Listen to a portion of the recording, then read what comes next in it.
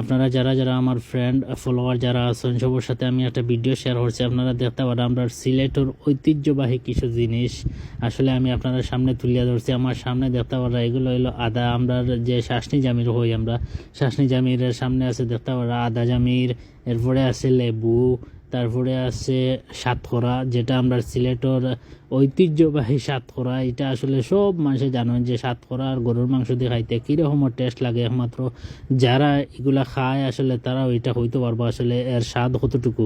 আপনারা দেখতে পারা আদা জামিরগুলা খুব সুন্দর সুন্দর করে আসলে সাজাইয়া রাখা হয়েছে। এরপরে শাসনি জামিরগুলা আপনারা দেখরা এত সুন্দর সুন্দর, মানে বিভিন্ন সাইজের আছে, একবারে ছোটো বড় মাঝারি সব ধরনের সাইজের শাসনি জামির, জাড়া, আদা জামির, লেবু, নাগামরিচ সহ এখানে বিভিন্ন ধরনের বিভিন্ন জিনিস পাওয়া যায়। আপনারা সবাই বা এটা জায়গাটা পড়ছে বন্দর বাজারের লালবাজারের একদম সম্মুখেই। আপনারা ঢুকলেই দেখতে পারবা যে এখানে অনেক সুন্দর সুন্দর করে আসলে জাড়া, লেবু, আদা জামির, শাসনি জামির সহ বিভিন্ন লোভনীয় জিনিসগুলো আসলে এখানে সাজাইয়া রাখা হয়েছে। আর বিশেষ করে এগুলা তো প্রবাসীরা যারা আয় বাংলাদেশে, এরা কিন্তু এই সাতকরা হইন, আদা জামির হইন, শাসনি জামির হইন, এগুলা যদি মানে প্রবাসে যাওয়ার সময় না নেওয়া হয় আসলে লাকিসটা মনে হয় যে একটা অসম্পূর্ণ থাকে।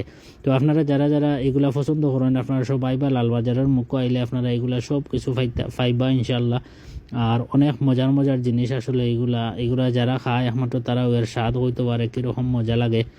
আপনারা সবাই বা আইয়া লালবাজারের মুখ আইলে ওইগুলো পাইবা ইনশাল্লাহ।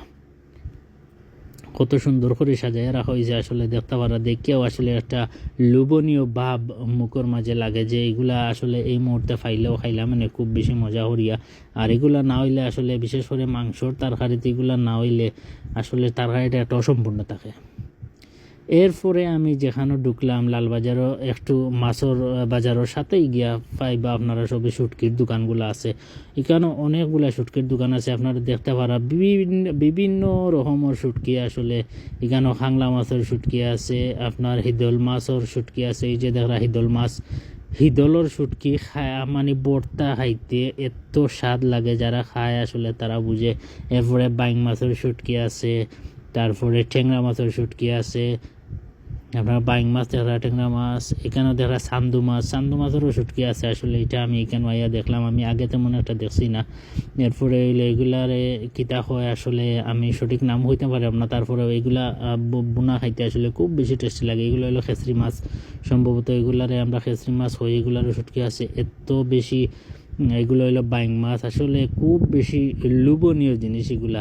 এই যে দেখরা আপনারা বড় বড় গোয়াল মাছের শুটকি, আসলে এইরকমের শুটকিগুলো আসলে আমরা বিভিন্ন দেশ থেকে প্রবাস থেকে যারা বাংলাদেশ হয় না আসলে এরা যদি আয়া প্রবাসও যাওয়ার সময় এই শুটকিগুলা না নেন আর আদা জামির, শাসনি জামির, জাড়া, লেবু এগুলা না নেন আসলে সন্ধানোর লাকিসটা মনে হয় একটা কিতা একটা অসম্পূর্ণ রয়ে যায়। দেখতে ওরা বড় বড় গোয়াল মাছের শুটকি, আসলে এগুলা দেখতে যেমন সুন্দর খাইতেও আসলে খুব বেশি স্বাদ। আপনারা সবাই বা ইনশাল্লাহ আপনারা লালবাজারের এখানে আইলে আপনারা আদা জামির, লেবু, জাড়া,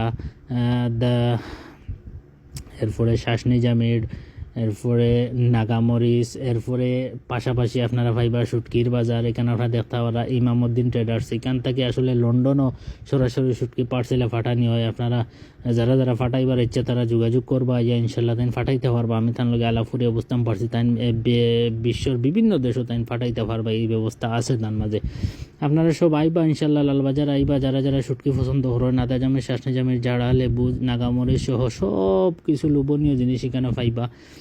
আপনারা সব আইবা, কিনিয়া নিবা, খাইবা, খুব টেস্ট লাগবো ইনশাল্লাহ। আপনারা সব ভালো থাকুক, সুস্থ থাকুক ইনশাল্লাহ। আবারও আইমু নতুন কোনো ভিডিও লই আপনাদের সামনে।